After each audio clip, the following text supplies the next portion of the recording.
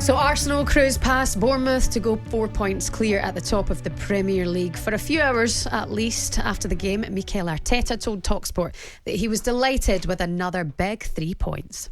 Yes, big points. Every win now, it's huge. Really pleased, especially the way we play the first half, the fluidity, the determination, the quality, the way the team flowed, the dynamics that we generated, the amount of chances and goals that we should have scored to get the game done in that first half. And then the second half, then with 1-0, this is a Premier League great to Bournemouth as well. They are a really good side, and we have to navigate some tough, difficult moments. But then, we were very effective as well when we managed to get in the opponent's box, and 3 goals and a clean sheet in a day where you have to maintain the hope and the ambition to win the Premier League. We have to be really happy. Gunners boss Mikel Arteta there. So Arsenal have now won 14 of their last 16 league games since the turn of the year, but still could finish at second. Cass, you think they've been outstanding this season? Yeah, I've enjoyed watching Arsenal. I think they're an improving team. I love the trio of Rice, Partey, who's come back from injury, and Odegaard. I think they're a real handful. Power, pace. Declan Rice was fantastic yesterday. It's a joy to watch him live because he was covering every blade of grass, wanting the ball in all areas, getting the crowd going. Look, the game was Kai Havertz when the penalty. It wasn't a penalty for me. I thought Mark Travers didn't make any challenge at all.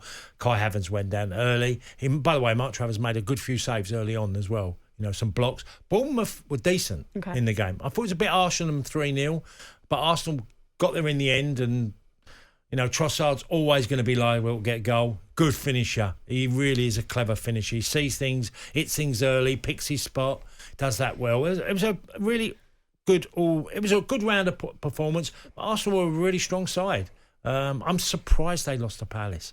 You know, not that Palace weren't good on the day, they were. You know, Aston Villa. Villa, sorry, I meant Villa.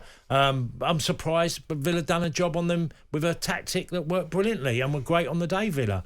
Took a heavy defeat that was going to be for them. I want to ask you this question. I've heard it kind of mooted around on the station in the last kind of couple of weeks, but even if Arsenal don't win, have they still been the better team in the Prem this season?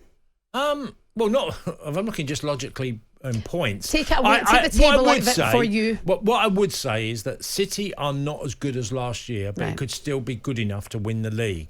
I think Arsenal are still moving in the right direction. I think next year they will be right up there again. If they do good transfer activity, which they've done in recent seasons again, Arsenal could be, I would feel the team to beat next year, because there is a lot of challenges still at City. Yeah. You know, De Bruyne is getting older. You know, he's a hell of a player. They've had, I think, even at defence, they're not quite. Diaz has missed quite a lot of football. John Stones has missed a lot of football. He's had lots of injuries this year.